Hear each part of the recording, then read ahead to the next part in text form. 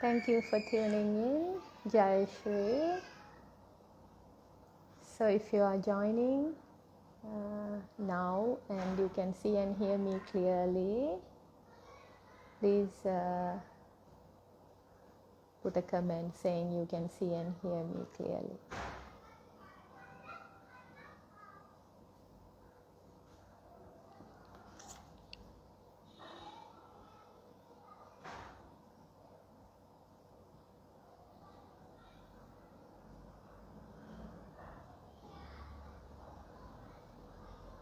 Thank you, Gamakashri, JayaShri.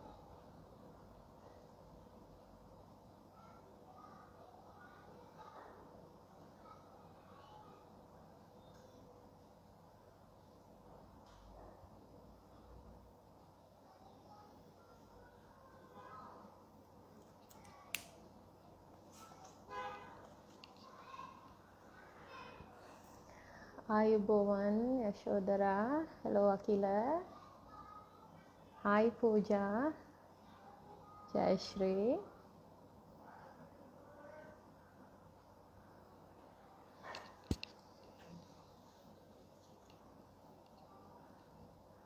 Wonderful. So those of you are joining from Sri Lanka, it's 4 p.m. So I welcome you saying good evening, and anyone else joining from different part of the world, good day, good afternoon, good morning.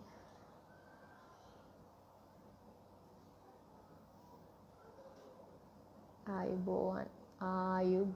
So anyone from overseas, I know Pooja and maybe few are from joining from overseas, and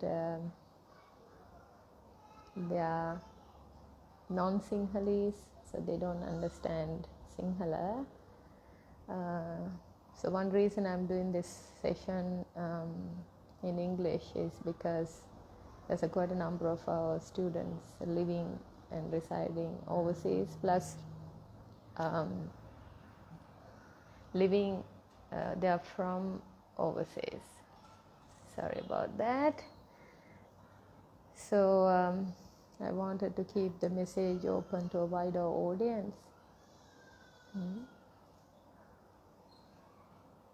Let's tune into this present moment, and I wanted to actually highlight the meaning of Ayubowan. Usually this is the gesture when we say Ayubowan, that is our Sri Lankan method of greeting people, right? That's our national way of greeting as Sinhalese, as Sri Lankans. So the meaning of Ayubowan is Ayu Boho Veva, meaning may you have a long life. I also want to wish everyone not just a long life, but a happy, healthy, peaceful life. Happy, healthy, peaceful, joyful, and enlightened life. Isn't it? Adding so many number of years into our lifespan, yes, it's possible with mindfulness. When you know the art of karma clearance, when you know how to find your life purpose and to live your purpose day in and out, consciously, mindfully, bringing light or awareness, light of awareness on a regular basis to those aspects of yourself which is in the darkness. So the more you do that, you actually can live long. But the question is the quality of living, isn't it? The quality of our lives. So sometimes people do suffocate a lot.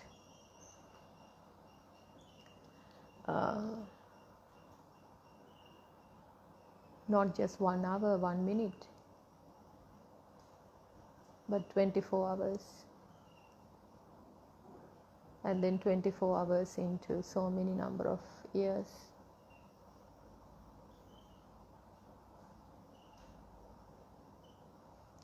Also, there's a thing with this human brain that we do not see the reality as it is. We have a distorted reality. We have a generalized idea about reality, what is real. And we delete a lot of information. Right now, you are paying attention to what I'm saying, but there are many other sounds that you are hearing in the background. There are many other sounds you are hearing in the background. But you're not paying attention to that background noises or other sounds. Because you have considered, you have told yourself, you have made a conscious decision that this is important. So I'm going to pay attention to this message, this discourse. So it seems like you are only listening to me, but actually in the background there are so many noises, other sounds, but they are deleted. And at the same time, whatever I am presenting, you are not going to understand it as it is. You will always give your interpretation, give your meaning, your own filtering, which is in your brain, will distort the reality. And you will understand what you want to understand. That's why, so this is one session, there is only one trainer, that is myself. And same session, same content, same knowledge sharing, right? Same language, real time. But if we are to find out how many of you have implemented these teachings or whatever you learned today, let's say after a week or 2 weeks, 3 weeks, or after 1 year, it will vary from person to person. Because although you may already know whatever I'm sharing it for your benefit and for your well-being, there are many number of unconscious biases and patterns that is embedded in your awareness or in your brain, will keep filtering this information. So although you very well know whatever I'm presenting to you is for your good and for your well-being, only so much of it you will be able to implement fully. Only so much.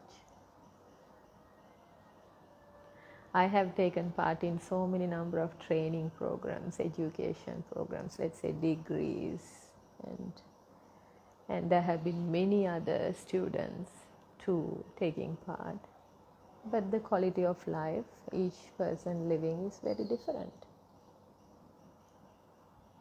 So first be mindful of this. Very important, you becoming aware that I'm not hearing everything as it is, and I'm not absorbing everything as it is.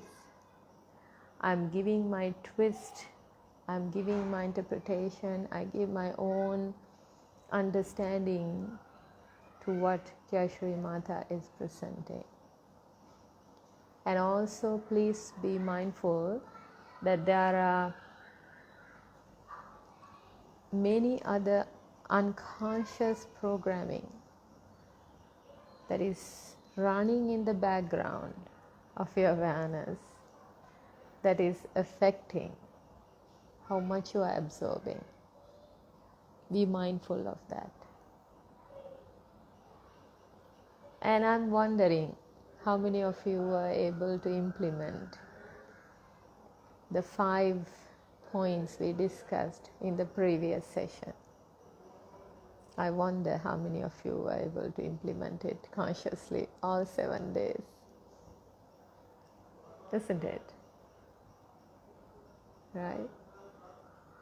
I'm not too sure. Maybe you know how much of it you were able to implement day in and out. And how happy you were last week. How healthy you were last week. How much healthier you are becoming. Listen to these words. These are very different. You may feel I'm saying the same thing, but as a person who's specialized in neuro-linguistic programming for a while now, and have been living it, not just practicing, living NLP, every word matters. Sometimes we say the same word, but we say differently. Same word said differently and said in different contexts can mean completely a different thing. Unless you are very attentive and you are very well aware about your distortions, deletions, and generalizations, right? You won't be able to pick it up. So take a couple of long deep breaths now. And open your mouth and breathe out.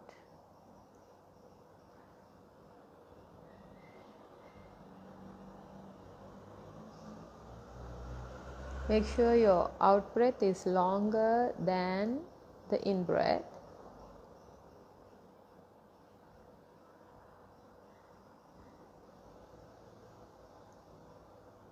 And with your eyes closed, set an intention that you are open and willing. Silently repeat this affirmation that I am open and willing to receive new knowledge, new understanding, and wisdom. And I will have the capacity to implement these new understandings easily and effortlessly in my life, starting from now. I'm open, I'm willing, and I'm capable. I can and I will. Every day, in every way, my life is getting better and better and better. And you may open your eyes. Now you can recognize the difference between the way you felt at the beginning of the session and now. I'm certain that there is a positive shift. There has to be. If you did the deep breathing and if you used the affirmation, or rather silently repeated the affirmation after me, there is a shift in the way you feel, your energy, also the ability to focus. Okay? Now, today, my intention is to share few tips, right? Few tips and ideas that you can use to bring about a massive healing shift, a huge healing in your physical body. Last week we were talking about 5 ideas, 5 thought processes that for you to remember and then to keep reminding and to nurture those thoughts, essentially to irrigate or strengthen or to bring balance in your mindset. So they were more psychological. There was somewhat philosophy involved, but they were simple 5 thoughts and ideas. They were thoughts, they were thought processes, they are ideas. I presented them to you. And I mentioned the importance of reminding them often in order to make a permanent positive shift in your consciousness. Just like a seed planted in the soil, we have to keep nurturing. We have to keep nurturing.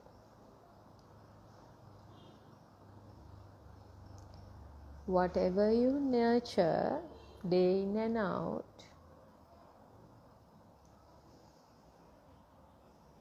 becomes stronger. So how do we as human beings nurture a thought process? How do we do that? What's the method, or what exactly we do in our brain when we nurture?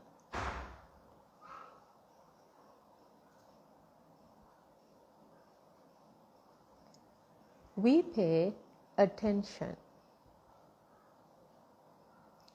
When we pay attention, all our mental, physical, emotional, spiritual, the whole life force energy start directing at that very object of attention.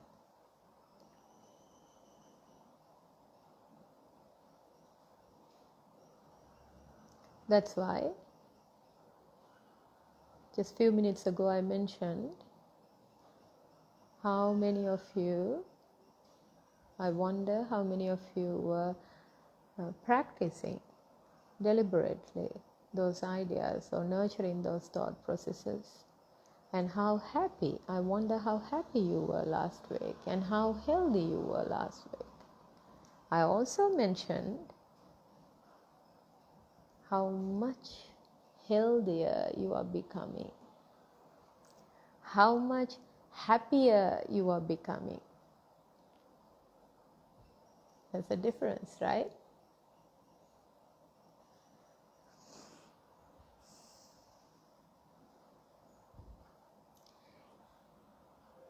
If you ask yourself how happy I was or how healthy I was,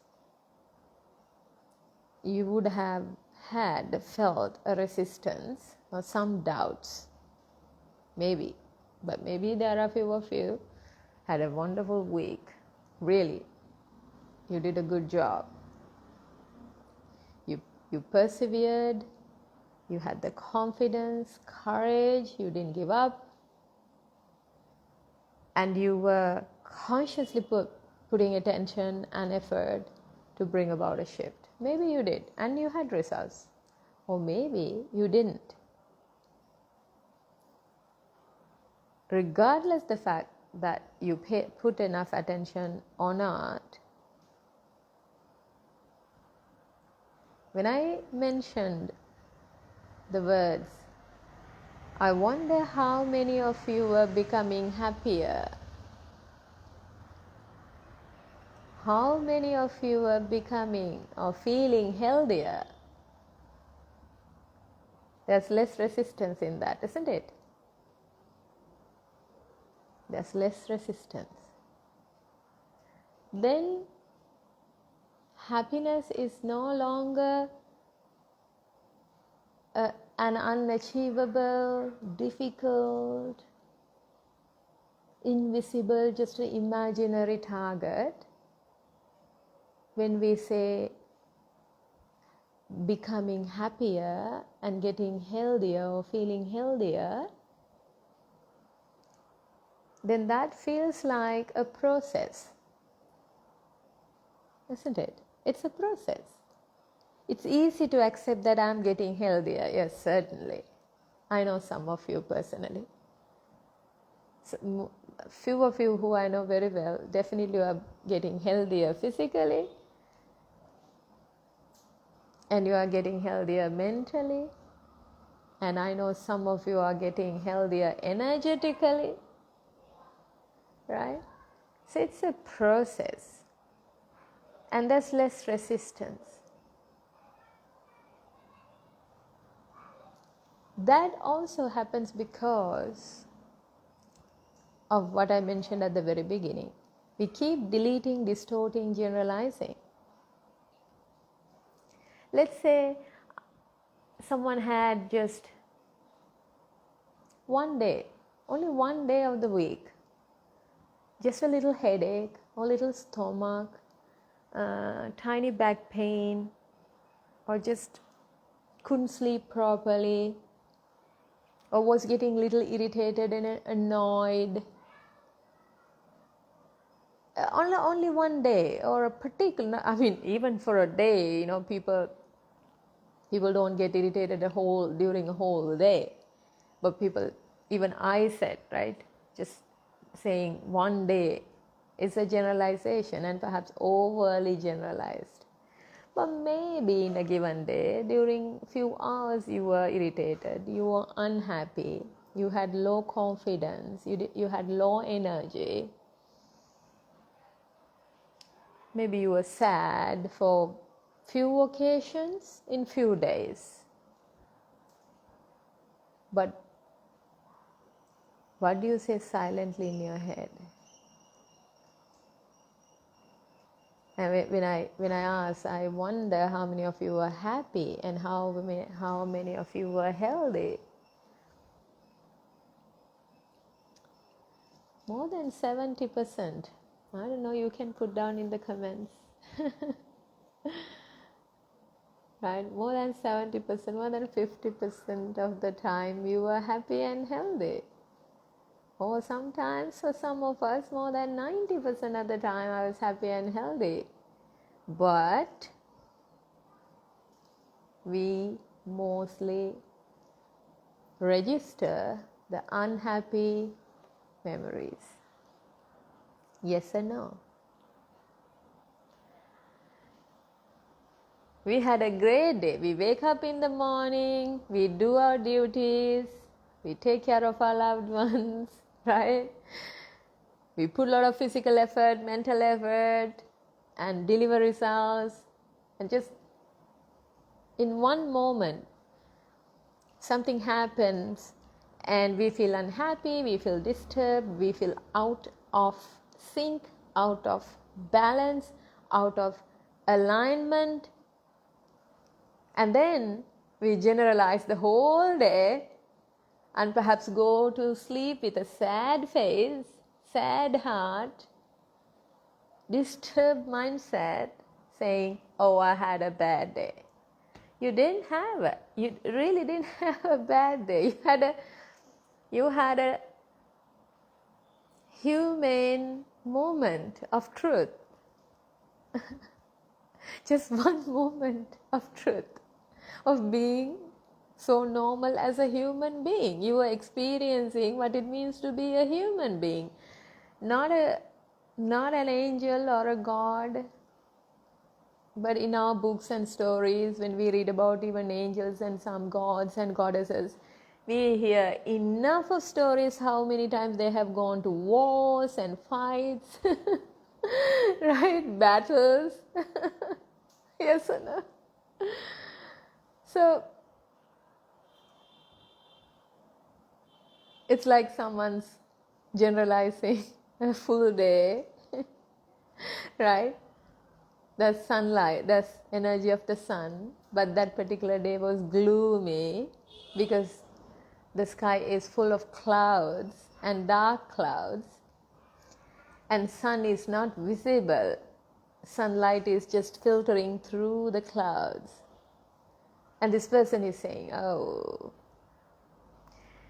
it's a bad day, it's a gloomy day, there's no sun. Sun is not shining out there. But sun is actually shining, it's in the background. Without the energy of the sun, nothing can really sustain on earth.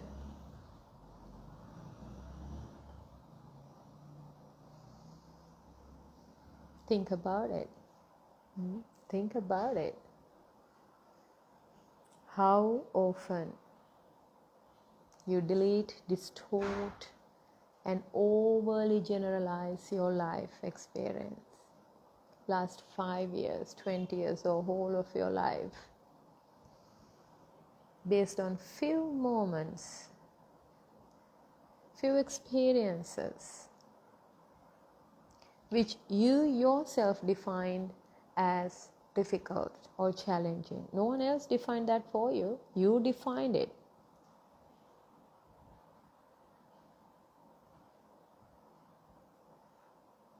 And then you consciously choose to suffer. Few more hours, few more days, few more years. And for those who believe and understand the idea of re-becoming or next life, etc., or reincarnation, all that stuff, many more lives. How long? My question before I talk about how to heal the physical body through food and other nutrition and other lifestyle changes, I really want to ask yourself, who's standing or what is between your happiest life and healthiest life? What is really the gap? Where is that gap? Where is that gap? How many more number of discourses and trainings you will have to sit down? How many more JayaShri Maathas or Buddhas or Christs or trainers or teachers? How many more that you want to go and listen to? How many more? You choose. You have to ask this question. What is that gap? What is really that gap? Where is it? The gap between your optimal happiness and health and your present moment.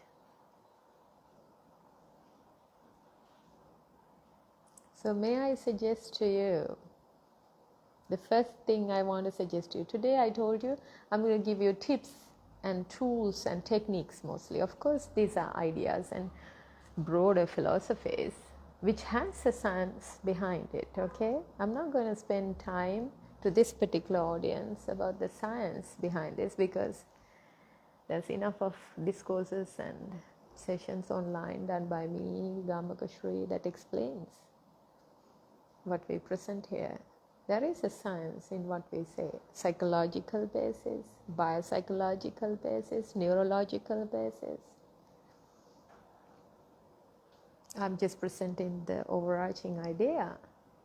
And also, as I often remind my followers and friends, associates and students, that I cannot teach something that I don't know. It just flows through me. It's not something I know. No. It's not something I know as ABC. It is something that I have mastered and self-realized, just flowing through me, this form that you see and refer as JayaShri or JayaShri Maathaa. But I'm quite detached from all of this. Who I am, really, you don't know. And you will never know until you come and meet me beyond the time-space reality. You know only the personality, the image and the data presented, and the mental associations you made to this image. So let me recap what I really wanted to highlight to you. If you were close to me physically, things would have been different. So this is an online training where I'm pretty much just delivering one way, but I'm feeling your energy, especially the ones who are coming for the second session. They came for the first session as well, and you're attending to the second session as well. So I can feel your energy. I really can. So if certainly I'm not going by a book or an agenda. That's not my way. It just flows through me, and generally I'm presenting whatever that you want to hear, not necessarily on a conscious level, but at the unconscious level, guided by your higher self. Now those terms are very familiar to those of the students who have taken part in the NLP trainings, right? But even without that, let me repeat it to you. Whatever we are presenting here, somewhere in your subconscious mind, you're waiting to hear. But maybe you're not fully conscious now, but you're consciously listening, or at least you're thinking you're listening. But your subconscious mind is listening fully. I mean, absorbing all this fully, including the energy, loving, kind, blissful energy I'm transferring. And especially for those of you who are connecting to me real time, live right now. If I set the intention for this energy to be received by anyone joining later, even after thousands of years, if this program runs even after thousands of years, I can do that. I can set the intention. So I'm going to remind you now the next point. Power of intention.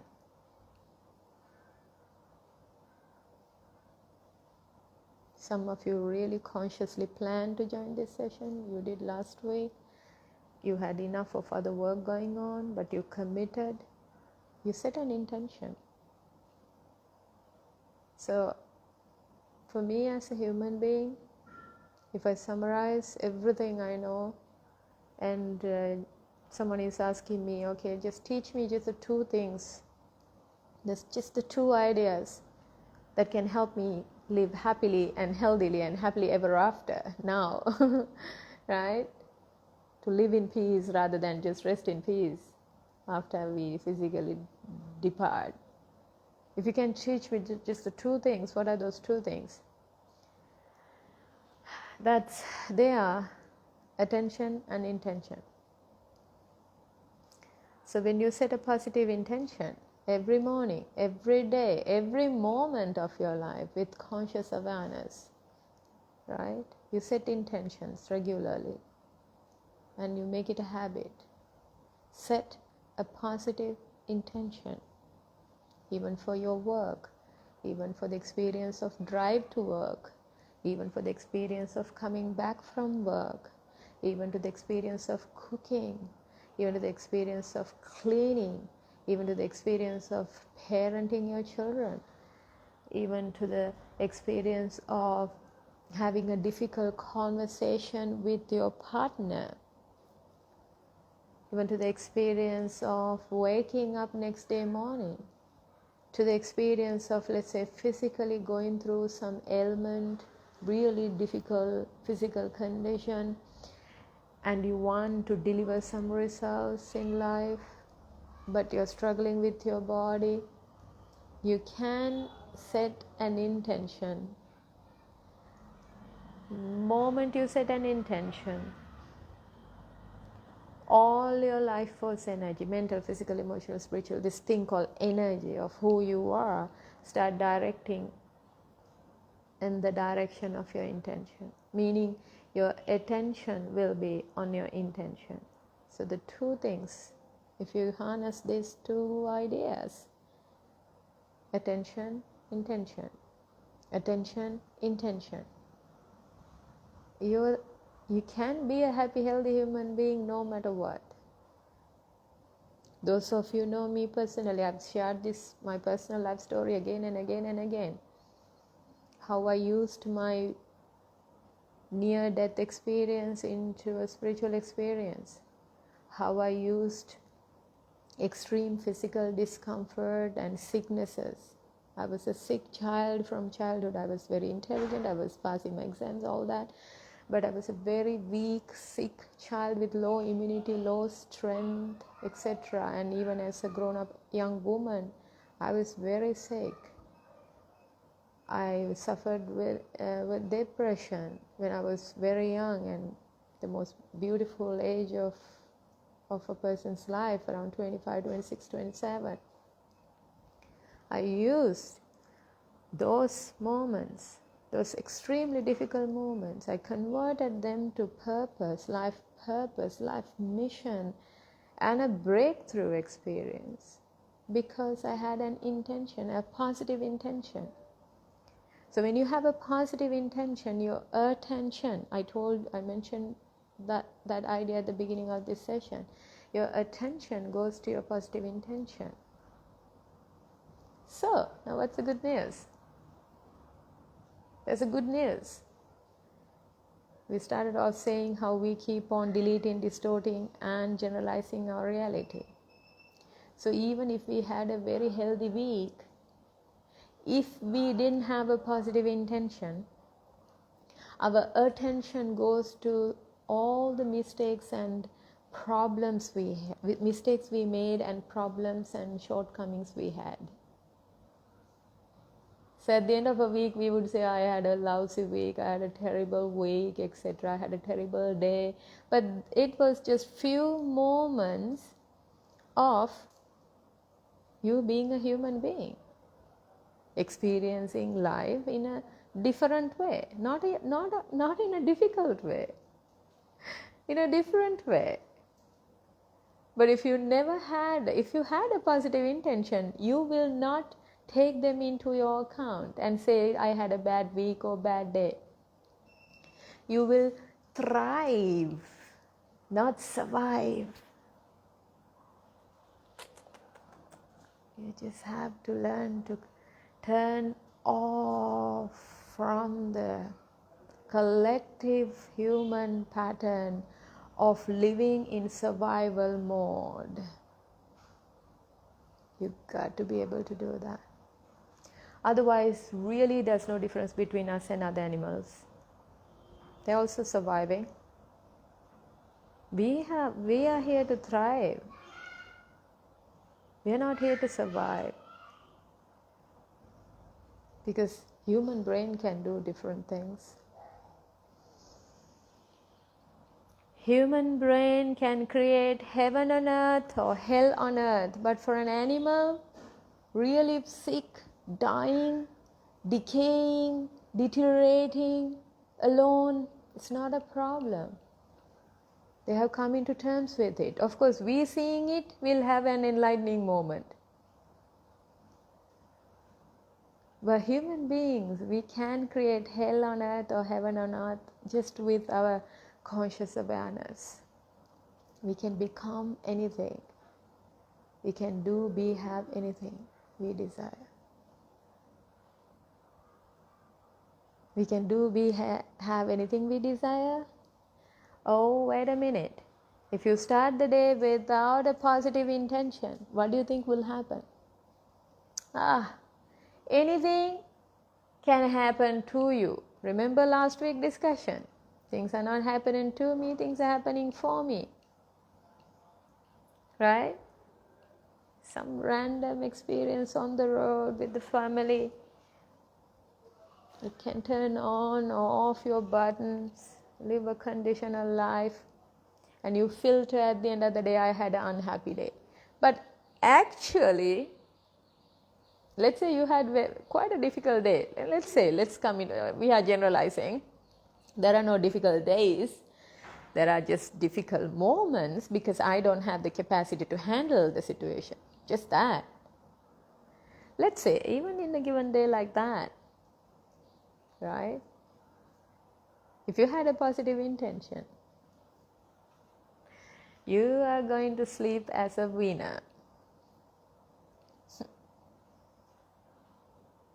I often tell people who connect with me, for me, my life is just a miracle. I mean, honestly, there would have been many times I would have been dead and gone much earlier.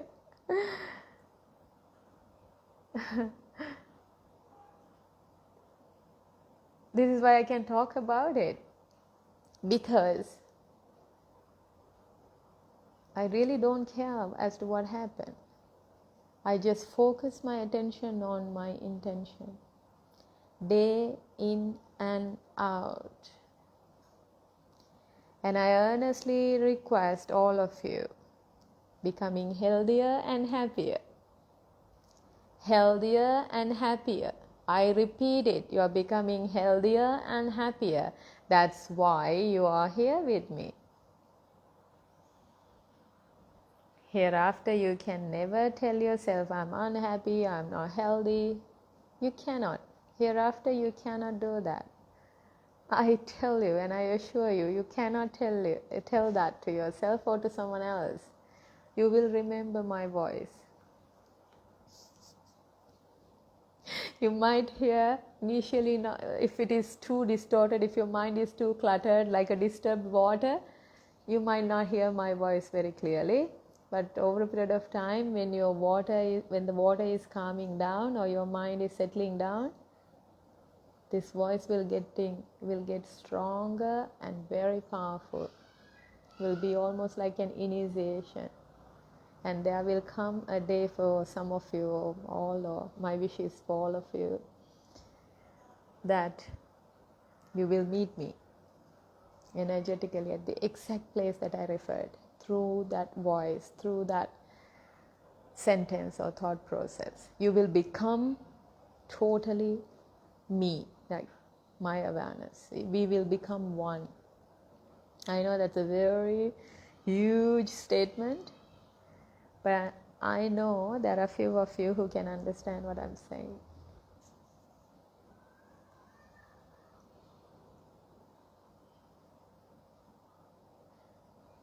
Even if you had gone to, let's say, some other training program, some online training about being happy and healthy, forget about being happy, healthy, right? There are a lot of wellness programs, fitness programs, diet programs, they say keto programs, and Wild Fit and 10x, I mean, you name it, there are so many.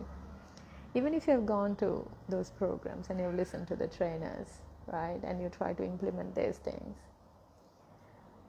and you find it's hard for you to implement them, that is because your mind is cluttered.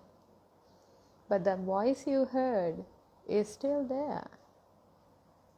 It's there. That voice sometimes is not strong, but your voice, your mental clutter, it's among all those frequencies of clutter, that voice get distorted.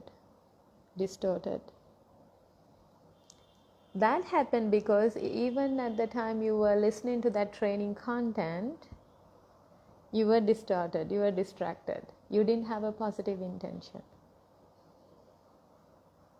Okay?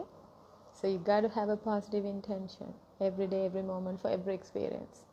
Then even if it was difficult for you to handle it in that moment, given the resources, mental, physical, emotional, financial, other resources available to you in that moment, your subconscious mind, guided by your higher self, there is an element called higher self. For those of you who believe in God, well, that's God himself or herself. That's this universal mind, cosmic mind, Buddha mind, divine consciousness, which is infinite. There's no limitation to that mind.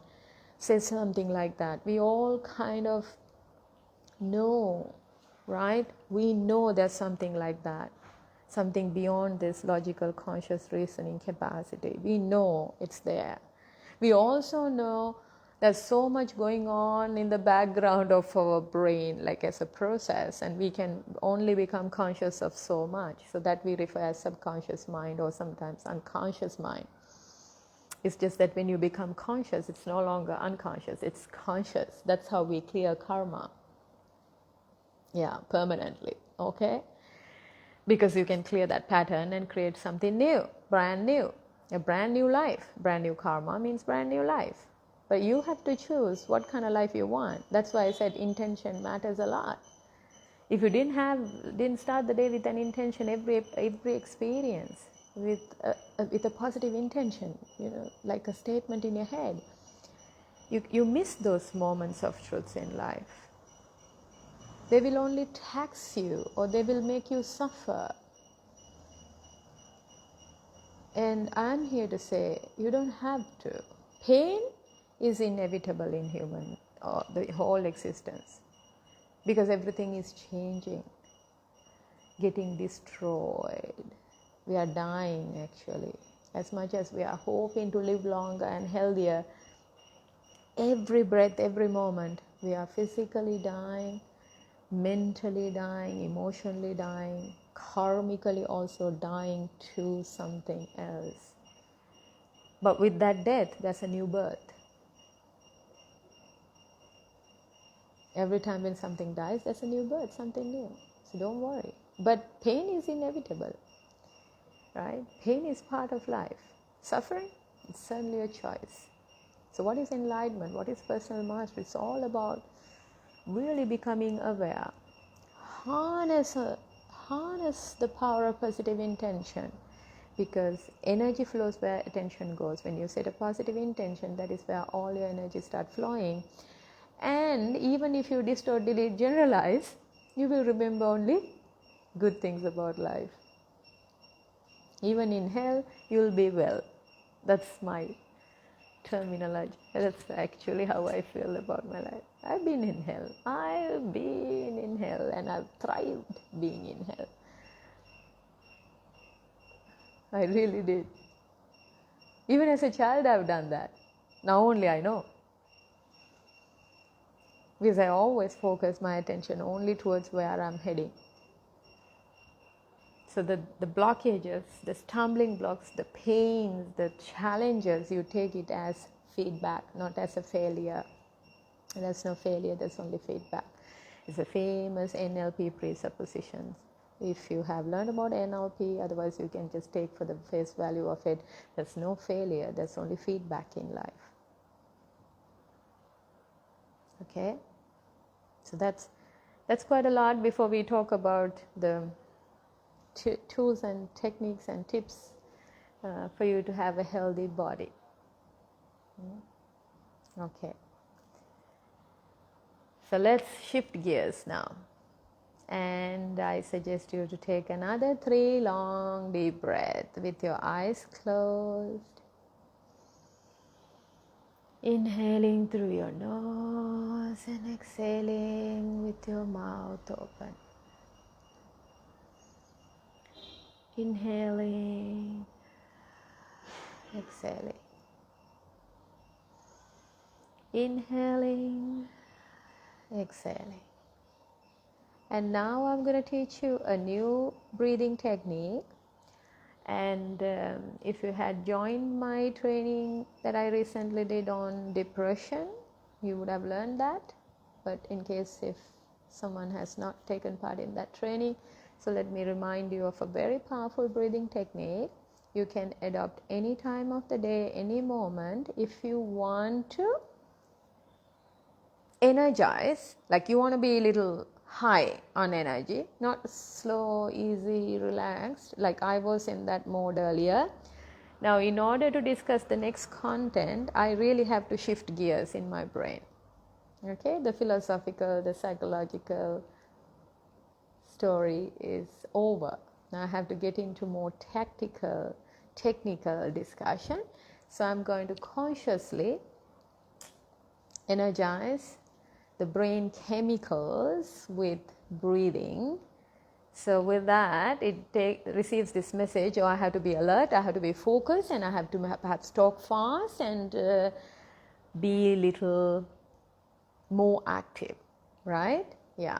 So you can already feel the difference, right, in my delivery. So let's do this breathing together. Remember this technique, and anytime if you feel low energy due to any reason, doesn't really matter. Remember, you can manipulate the fellow here. Okay, you can really manipulate with water, with food, with breathing, and with thoughts. But to do it with thoughts, it's hard. It's not easy. It's not easy until you come to that place. But with food, water, air, yeah, and of course postures, gestures, exercises, all that. But it's much easier to, like, easiest is to breathe, to manipulate this, to really sort of tune it in or tune it off. Okay, turn it on or off. It's easy with breath. Then with water, then food. But I think even before food, I think exercises or physical movements really help make a shift here. And exposure to nature, like sunlight, soil, earth, and trees, and even animals, it's much easier. Food is within your control, but food is directly associated to your thoughts and emotions, so it's not easy to manipulate the fellow here in the long run using food. So we'll also discuss about that today, right, about food, eating habits and things. Okay, so this is the breathing technique to charge your batteries, to be able to run faster, focus faster. Earlier we were like a deer energy, slow, easy, content. Now we have to be like a tiger, all right? Like, yeah, have the energy of going after, now execute. It's no longer just lying around thinking all fancy thoughts, yeah, I hope my life will get better, but now, no, when the situation is given, you have to quickly grasp it. Your reflexes have to be strong and steady. You got to grasp when life or God has given you the opportunity, you cannot miss it. There are only so many windows of opportunities open up during a day, and many people keep missing them. Okay? Because they're stuck in that survival mode. All right, so this is a breathing technique. Let's do it together. Do it with me. Two quick inhalations and an exhalation.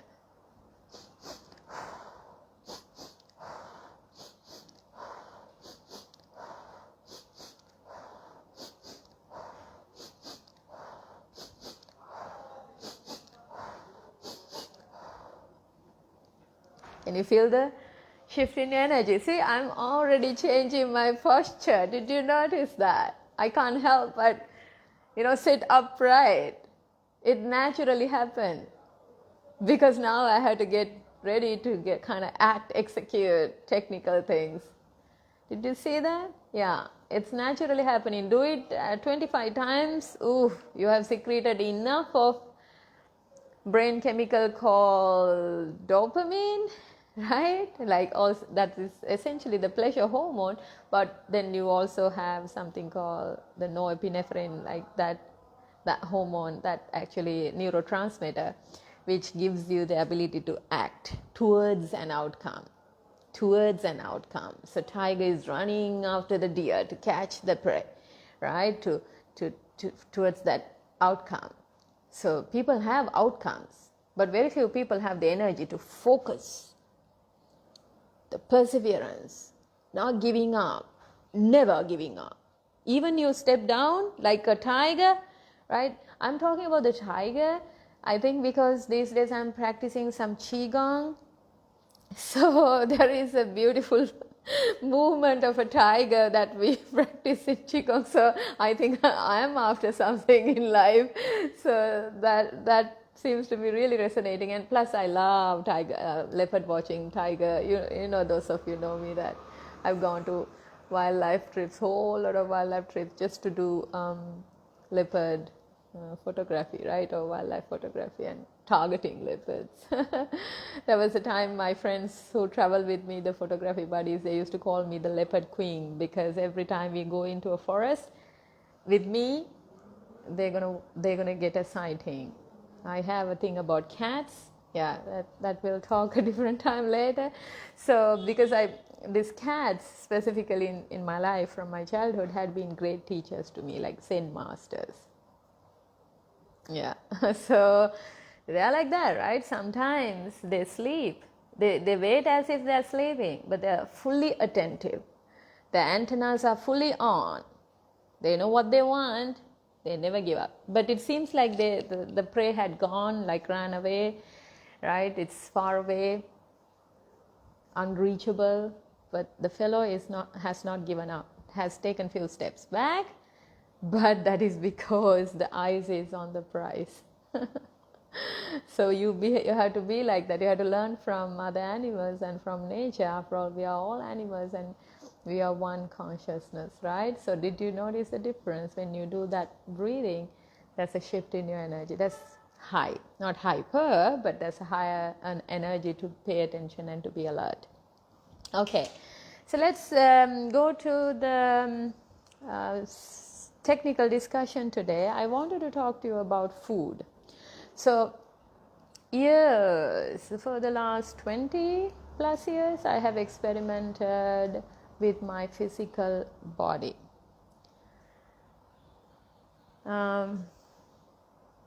Using different diets, exercise regimes, mind techniques, energy healing techniques. So whatever I'm presenting to you are things that I have practiced, and I can generally make a recommendation.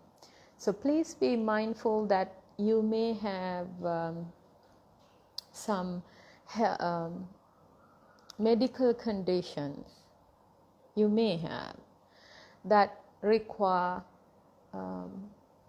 close supervision and close specific guidance about what you should eat and shouldn't eat. So I'm not prescribing anything here.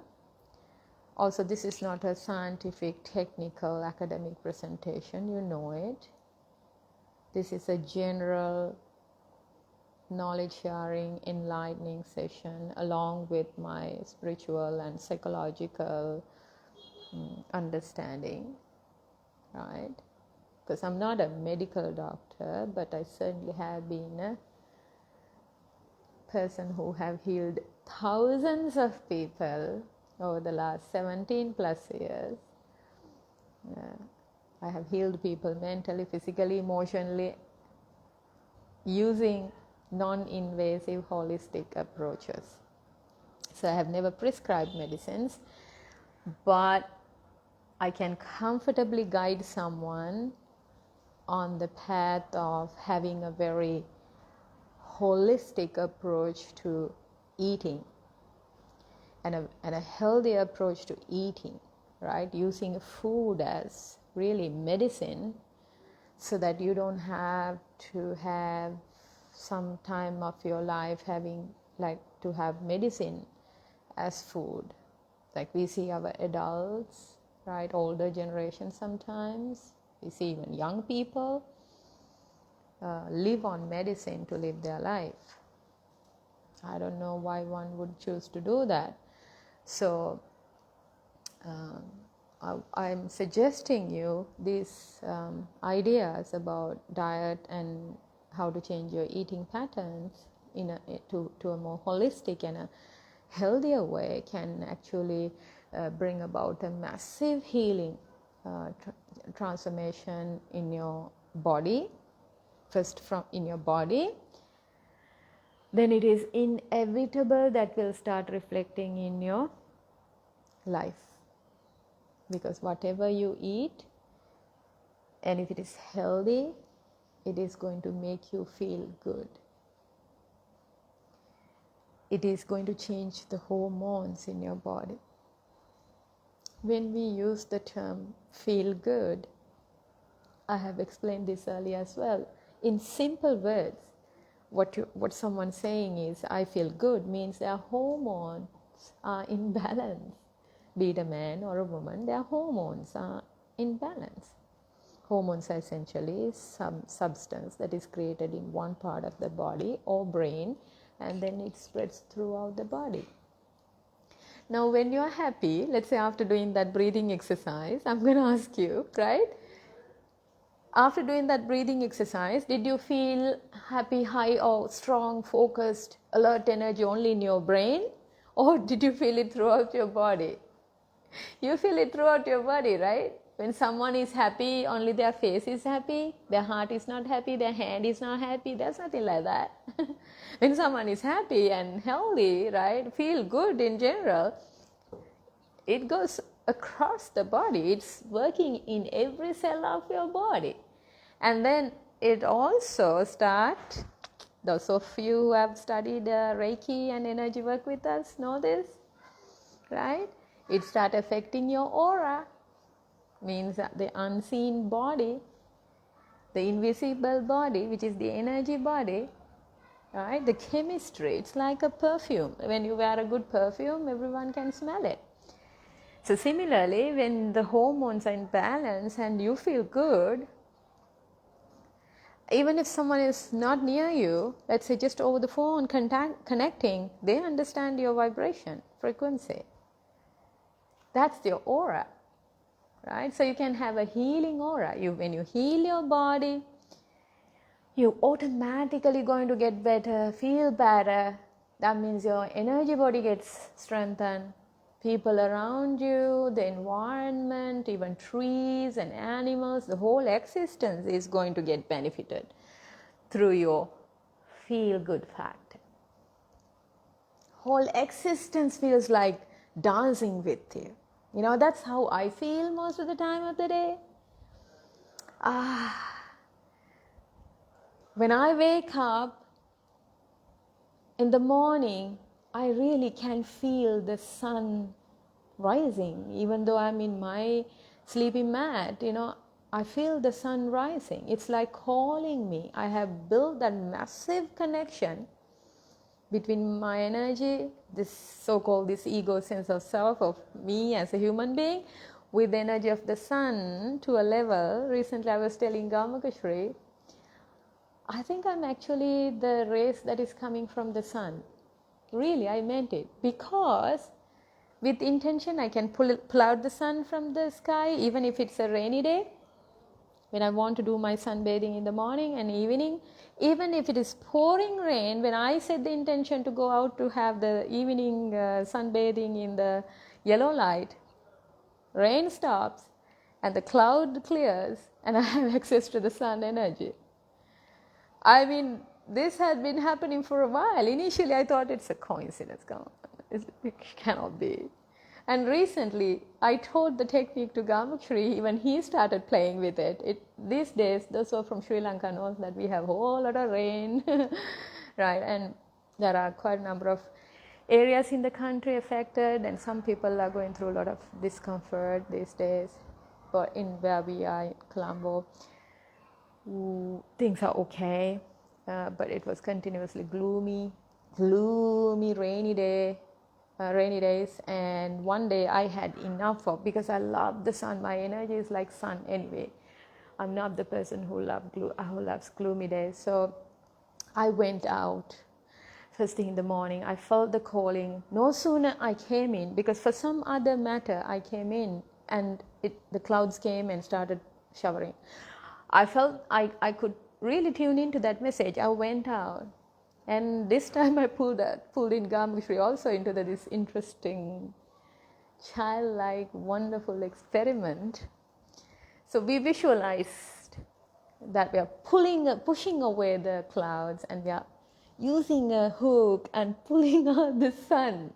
Really, imagining. By the way, do you know imagination is one of the most powerful brain capacity, or it's a cognitive, it's a skill, right? You have to develop, which is discussed in quantum sciences. It's a long story. We'll talk about it on a different day, perhaps. Imagination, right? If you can visualize something for real, it's going to happen. But you have to have that childlike mindset. You cannot have doubts in the background running. You have to be like a little child, unconditionally asking for what you want, and to really know that you're going to have what you want. And that day, there was too much of rain in the country. I felt the discomfort of people in different part of the country. I really could feel it, and I knew we needed sun. I needed that sun. I said, today I intend, it's just a bright, bright sunny day. And it was the case. But they predicted that the weather forecast prediction was it's going to be a rainy day. I have been manipulating weather like that for a while, but not that I do it often, just for my benefit. No, I'm not doing that. But what I'm saying to you is you can really tune into nature. That's what I wanted to tell you, right? You can really tune in. And when you feel good, nature feels good all the time. Don't you know that? You can really dance with the energy of the trees, the flowers. You can almost tune into that frequency. Yeah, you can be like them. And then that becomes part of your consciousness. Meaning, given the opportunity, you can communicate. Because they understand you as one of them. Not as a separate egoistic person praying for the better, feeling victim, wanting more. No. They just know you for who you are. Because you are one of them. You are part of existence. You are consciousness. But you got to let go of your logical thinking mind and learn to sort of open your heart and tune into those frequencies. So it seems like I'm covering the energy discussion also today. It naturally happens, right? Let's keep it that way. So let's get to the ideas, all right? You may want to make notes if you want to have a pen and paper, or otherwise pay attention and remember them and implement into your life. So as I mentioned to you, these are the things that I've experimented over last 17 plus 20 plus years, 20 plus years, right? I can comfortably say 20 plus years. Even when I was in the university, I was mindful of all these things. I used to wake up very early in the morning, like 4 a.m. and travel all the way to like a yoga center, practice yoga, come home, come back to my boarding place, and then go to attend university lectures. But I did yoga much earlier, much younger, right? So let me summarize. There's quite a lot of technical content, so I have to start from somewhere. So the first thing you have to do, I think this is something you must do, especially if you are above age 30,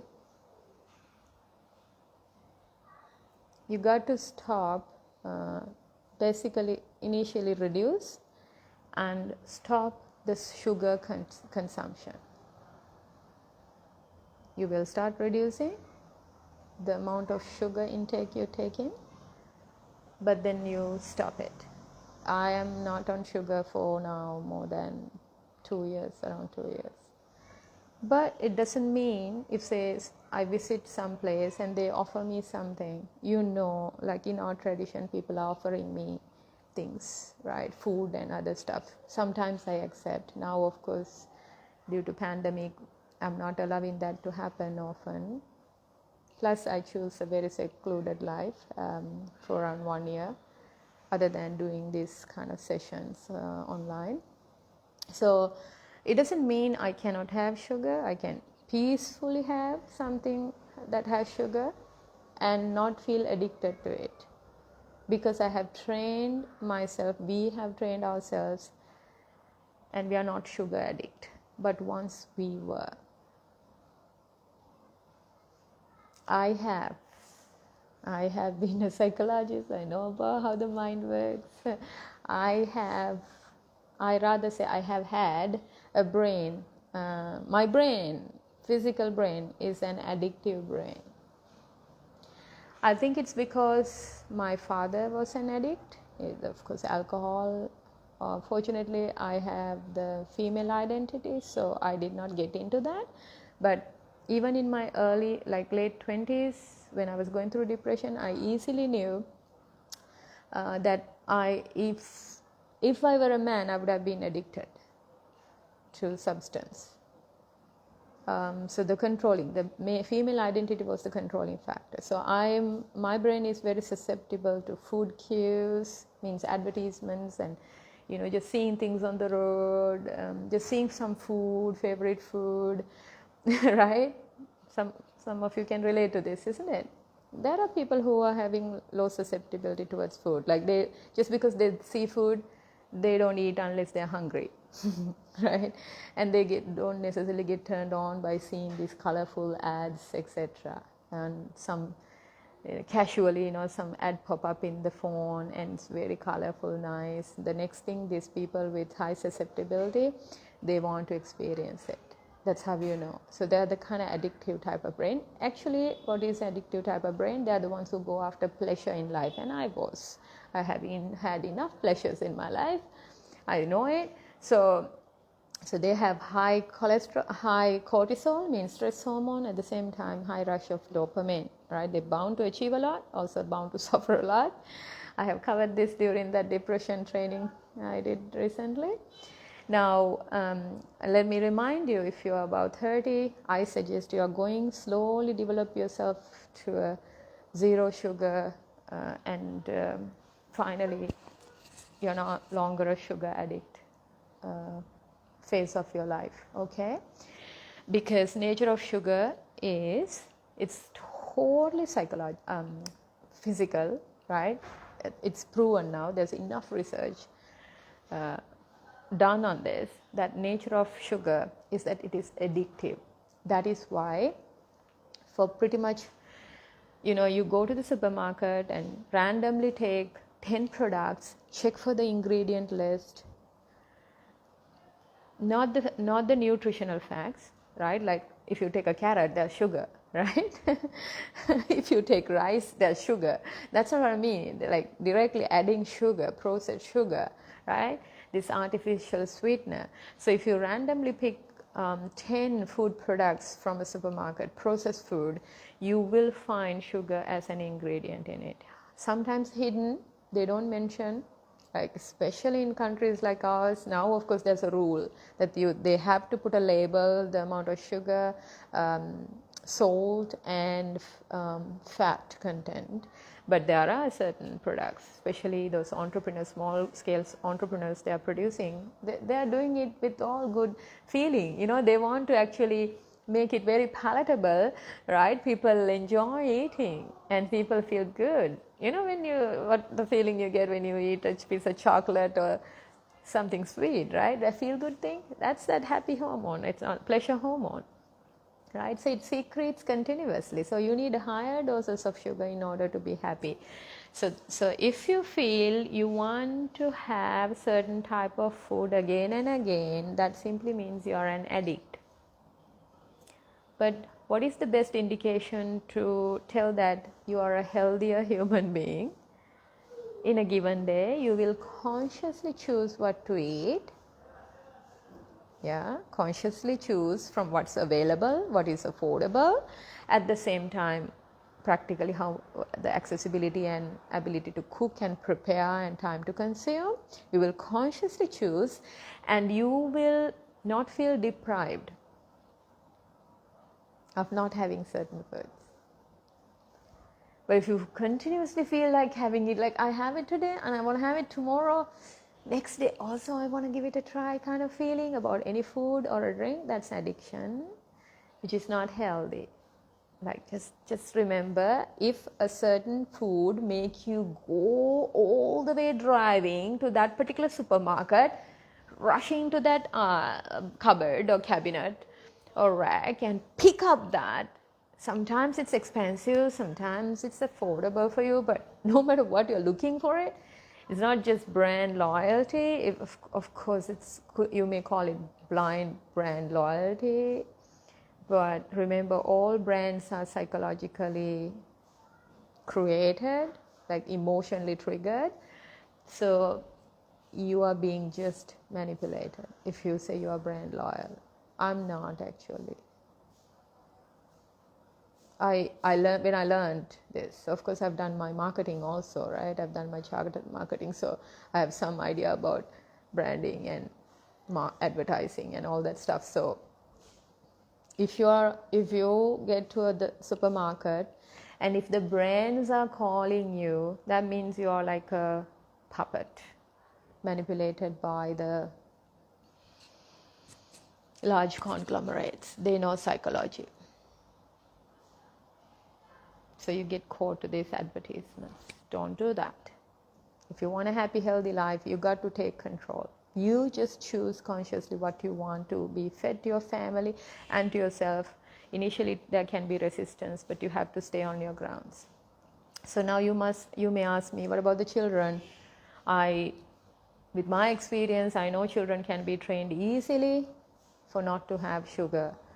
You can give them loads of fruits and other vegetables that gives them the energy that they need, but you don't have to give them sugary drinks or biscuits, chocolate, cake, ice cream, basically all those sugar-based sugary products. You don't have to, and you better not.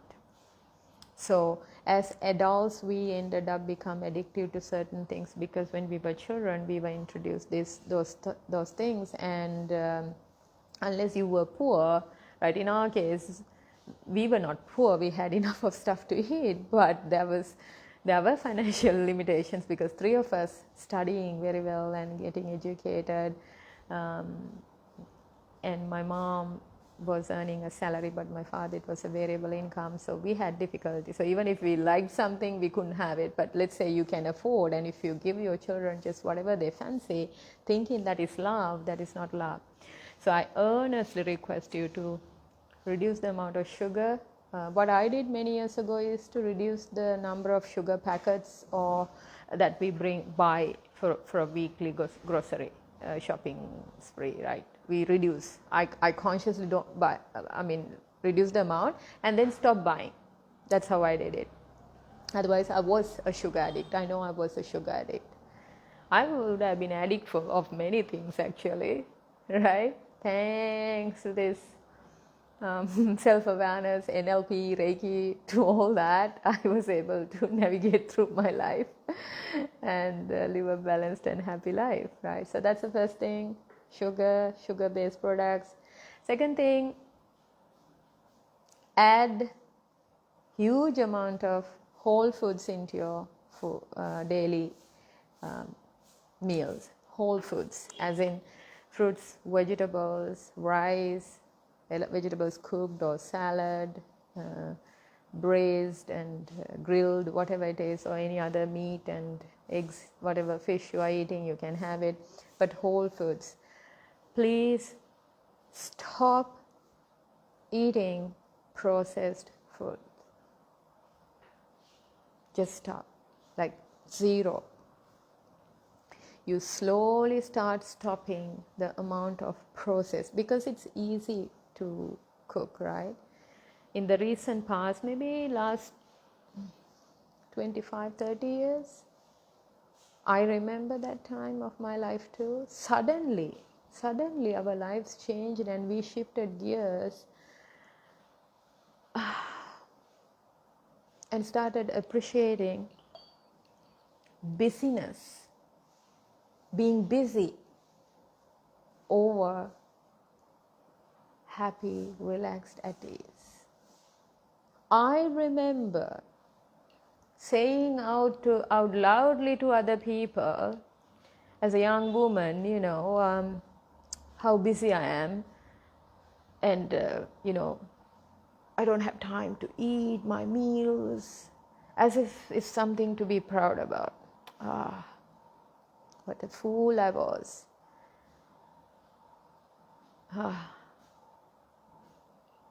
I could have easily earned that amount of money or even 10 times of that actually. Now, for what I know as science of manifestation, I think if I knew what I know now, I would have earned many times more than what I used to earn at that time. And have happy relationships and be healthy, not spending so much of money to a doctor every month. You know my story, I've shared that. I was a person who was taken to a medical doctor every month. I had no actual exaggeration. Every month there was a medical bill. And that time my husband, he took a separate life insurance for me. I don't know if it was love.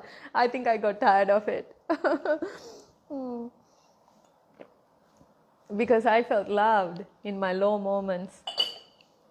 I felt loved in my low moments. Even in your life, if you are loved in your low moments, I think it's a alarming sign. I think you have to run away from that kind of relationship, really. Right? You're becoming a sick person. And interestingly, ironically, thereafter I meet my so-called soulmate, my best buddy, JayaShri. I mean, exact opposite. Even if I'm dying on the bed, he doesn't know what to do. So he will not take me to a hospital because he doesn't know. He will just do what I'm asking him to do, right? So I have to use all my brain power to heal myself, and meditation and other healing techniques. He's also a healer, so he heals me, of course. But it's an interesting story how I started changing mentally, physically, and changing the food habits, and how much it has changed my life in the recent past. Some of you would have seen me real time, like live, if you had visited my place. That's a huge difference in my outwardly appearance, I'm sure. Just for the last 3 months, that's of course because of a specific program I took part, and I committed to learn something out of it. So let me suggest you, avoid sugar, start slowly reducing. It doesn't mean you're becoming averse, right? Averse to sugar. I mean, I'm not a person who ever advocate there are these you will never have kind of food thing, like no ever. No, I'm not, because we have to be practical. In a given scenario, who knows? Sometimes in your life you may be in a situation that you have to eat what is available. Like those days when we used to go to wildlife safaris, the whole day in the wilderness, we have to eat what these jeep drivers are bringing, and it's not the best food, but it never affects us in a bad way because we are very happy. We are focused in taking photographs of animals and in the wild and really enjoying. Food is not a priority, but whatever they eat, we peacefully eat, and we are happy. We are healthy, actually, healthier. So I'm not a person who ever will advocate saying you should never have it, etc. But let's say there are quite a number of ladies here, even if a man watches this. I mean, JayaShri recently together with me last 3 months or more, actually. I was working on him much longer. He lost more than 16 kilos, I think. Yeah, 16 kilos, yeah. Definitely more than 10 kilos. I mean, not the last 3 months, 10 kilos. Just with food. He's not into exercise like me. I am a very active person. I have to be active. That's my nature. But he's less active. But I moderated his food. I'm the one who prepare and offer and I know what to do in preparation and all that. So he just by changing food, he lost weight. So if you're focused on losing weight, right, you got to cut sugar to zero, especially these adults here. I'm not referring to the younger ones or anyone having some medical condition. And then saying 100% no to processed food. Let me also tell you something very interesting. Let me bring something into perspective before we wrap up today's session. I think we discussed little about food and eating today, but I'm going to have another session next Saturday as well. So in that I will cover it more in depth. One of the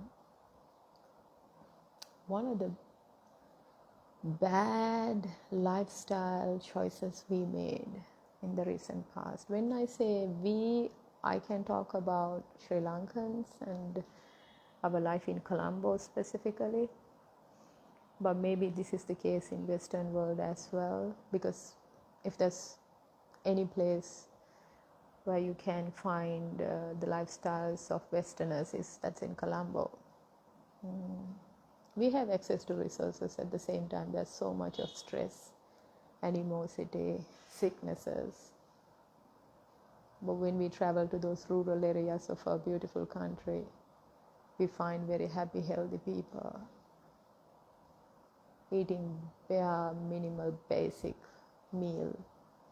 They're very healthy, they're very strong, and they're happier. We have so much of riches, right? Material comfort, and has really zapped away our life force energy. So obviously people in Colombo and in towns have to work their butt out to be happy by eating and drinking and dancing. Really. My mother and father in their late 70s now. To date, if I visit them, they're simple people. They eat very basic stuff, but they have access to loads of whole foods, like natural stuff in their garden itself. They're very active from morning to evening. Anyway, so one important perspective, I wonder how many of you will relate to this, is this, again, during this last 20 to maybe last 15 years, especially in Sri Lanka, 15 to 20 years, especially in Sri Lanka. But I'm sure this is the case in Western part of the world, generally for a long period of time now. But my experience was that eating out is considered as a big thing. Going out and experimenting non-food as food. Why do I say non-food? You have no idea what they put as ingredients. You have no idea the psychology of the chef or the cook who's preparing it. And certainly, even from a 5-star class hotel, with my experience, I'm telling you, right, you cannot assure the kind of hygiene that you actually get at your own home, right? So people think it's a big thing to eat out and even to share their food on social media, whatever they're drinking and eating, and sometimes they're fast food and they think it's a big thing. This whole mindset of eating out, fast food eating, spending money for that, the hard-earned money, and that idea, actually, I think, for me, I think it is, with all due respect, I love you, right? I think it is only symbolizing how poor we have become.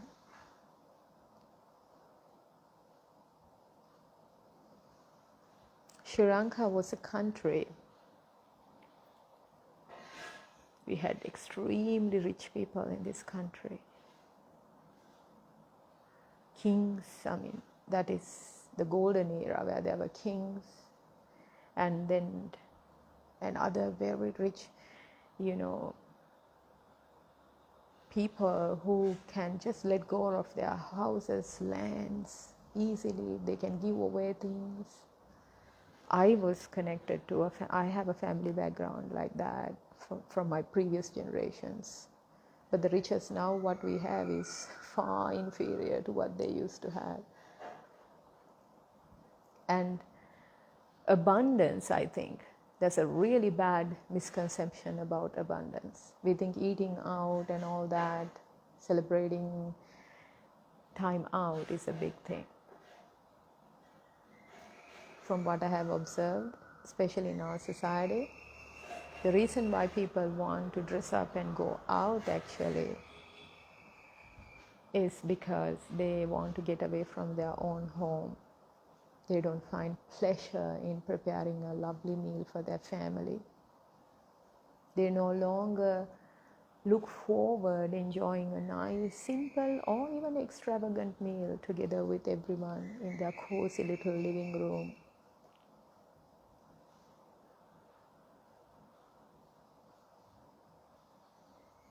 So our psychology was fundamentally attacked and then affected our eating patterns. Then we were getting sick. The number of cancer patients, number of child cancer patients, and the number of women, female cancer patients, and men also, right? And then diabetes, stage 1 and 2, and other psychological conditions like mood disorders. It's in the rise. Unfortunately or fortunately, in Sri Lanka, we don't have the accurate statistics. Why do I say fortunately? Sometimes it's good not to know certain things, right? Like how many people are sick, how many people have got dead with this disease. I think it's okay. In quantum physics, we talk about the observer effect, right? When you observe something, that tend to increase, right? Energy flows where attention goes, like what happened with dengue, right? So it's with the pandemic COVID-19. That's a different discussion. I don't want to touch that today. Third point before I wrap up today's session.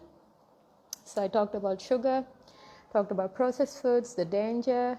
You just please keep away from processed foods, eat whole foods and prepare them at home. Try to develop that mindset of finding true love and connection with your family with a lovely meal, homemade warm meal at least once or twice a week together. Please create that. If you are a mother or father, intent, have a vision, work towards that. That's true abundance. That's true abundance. And third thing is you can get energy. Your body can get energy using two switches. One is you can basically use sugar as the basis, like sugar. So it also things we eat as that gives us the sugar rushes, like let's say carbohydrates, right? All the stuff that contains carbohydrates gives us that energy. So you can burn sugar to have energy. You also can burn fat as the main fuel source to get energy. So by changing the way you eat and really training your body to switch on and off into fat burning mode, you can't go on fat burning mode all the time. It will not happen naturally. It's unhealthy, right? But when you turn on the fat burning mode, you can easily lose weight, like effortlessly. It's a matter of changing your diet intentionally, like dialing into that.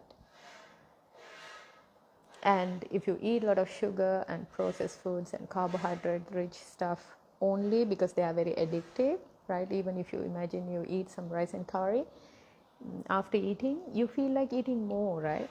Even if you're full, that is because your brain knows. For the brain, it requires mostly the nutrition that is coming from protein and fat. So that's why carbohydrates, it makes us feel comfortable, of course, right? It helps create this happy, easy here now hormone called serotonin, but it does not create that energy and alertness in the brain. That's why usually after a heavy carbohydrate meal, we feel sluggish and we want to go to sleep. That's why we recommend carbohydrate-rich food towards the afternoon, and we don't recommend them in the morning hours. I know, typical Sri Lankans, that's not the eating habit, right? We used to eat a lot of rice for morning, rice for lunch, rice for dinner as well. Of course, that was our golden era where our ancestors or even our parents, they were super active physically. So they really needed carbohydrates. Now we are mostly using our brain. So if we are eating more carbohydrates, it's actually going to create really bad consequences in the long run. So I'm not going to talk about specifics of carbohydrates and what to eat, what not to eat today. We will handle it during the next session. Just remember, your body can turn on 2 energy burning modes, one from sugar, one from fat.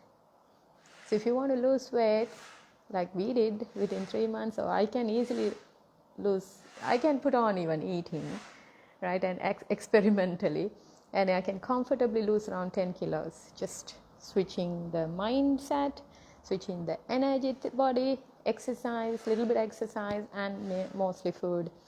So for me, I have that assurance, even if I like eat and indulge on these non-foods, which I don't do because my brain is no longer addicted to food. Recently I had a breakthrough, so therefore it won't happen. But even if experimentally, if I just eat fast food for a few months and I want to lose weight, I know what to do. But the danger of even experimentally, if you eat fast food, danger is that all processed food has sugar, meaning even if you don't want to eat, you will secrete that hormone driving you to pick up that to eat. But when you eat healthy whole foods, you don't get that stuff, that craving, but you will feel satisfied. So with that, I will wrap up for today. Thank you for tuning in, right? Remember these points. Last but not least, importance of sunlight exposure. I've been talking it for around a month now, because I experimented it during the last month, and confirmed to myself with my own experiments the importance of morning sunlight between 6 to 7, or at least 6 to 8, at least 10 to 15 minutes exposing, not directly looking at the sunlight, but just being in the outside and really allowing that light to come into your system. Ideally first thing in the morning when you wake up, right? And evening sunlight, the yellow light, that is around 5 p.m. to 6 p.m. If it is a gloomy day, try and spend more time to just, because the light energy is anyway there, right? You can access it. This can actually bring about a balancing. That there's a thing called circadian clock. Basically, we have a biological clock which is directly connected with the nature's clock, or energy of the sun. So when we tune into that as a human being, we can bring a nice balance and harmony into our lives. Okay, so with that, I'll say bye-bye. Much love to all. Thank you for connecting with me. Thank you, April. Thank you, Nadika. Thank you, Rangika. Thank you, Pushpa. Thank you, Anuradha. Thank you, Pooja. Much love. JayaShri, JayaShri, JayaShri. Just because I have few of my foreign students connecting, or foreign friends connecting, who I recently got connected with, I want to remind them. So this is how we greet in Sri Lanka. Ayubowan is Ayu Bhoveva, meaning may you have a long life. And my spiritual name, JayaShri, meaning of it is same as Jayamini. That is, Jaya means winning. Shri means be kind of glory or something like that. I really don't know. It's just a it's not a word, yeah. It's a word, one letter word, right? So, but it's like winning glory or something like that. But my name, the conventional lay name, is winning gem, Jayamini. So JayaShri is my spiritual name, but actually it's a greeting. It's a greeting. It's a way you can greet. It's a terminology you can use in your mind to cut away from negativity and to strengthen positivity. So it's like from the time I received that name and declared that to the world, and people started calling me by that name, I started telling people that's a new code in the universe. It's a new key in the universe, which can help you clear past karma and deliberately, with perseverance, with intention, create something brand new, unconditionally. So that's the kind of energy of this word JayaShri. Let's say if you have heard about the word Om, right? So something like that. So it's just the reference to this person, but it's something you can use. Okay, much love. Thank you so much for connecting with me. I really enjoyed talking to you. It's so wonderful. Many of you stayed for 1 hour and 45 minutes, I think. And our internet went on. I mean, there was no disruption, right, in the internet connection? That's fascinating, right? It's a miracle. It's wonderful, because we do experience sudden internet drops and all that stuff, right? Happier, healthier you. So just say yes, yes, yes if you are determined to experience the happier, healthier version of you in the coming week. Just type yes, yes, yes, or just press love like button. Then I know you got the energy I intended for all of you.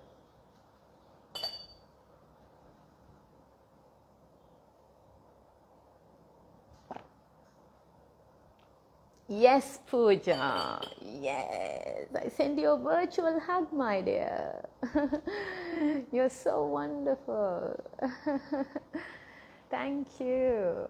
Really, my effort, my energy that I put into this, it really pays off when you are committed and when you affirm like that. April, thank you, my beloved friend from Australia. Thank you so much. Yes, yes, yes, Naomi. Fascinating, fascinating. Oh, what a lovely group of people all of you are. Okay, so then, much love, JayaShri.